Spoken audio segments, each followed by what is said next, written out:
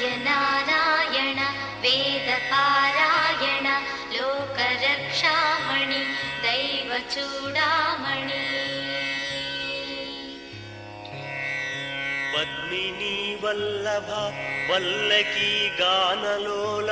త్రిమూర్తి స్వరూప విరూపాక్ష నేత్ర మహాదివ్య గాత్ర అచింత్యావతారా నిరాకార దీనా పరాకయ్య ఓ అయ్య బుద్ధాంత నిర్దూత తాపత్రయాభీల దావాగ్ని రుద్రా తనుద్భూత నిస్తార గంభీర సంభావితానేక కామాజనీకంబులందాటి ఏకాకినై చిక్కి ఏ దిక్కును గానగాలేకయున్నాడ నీవాడను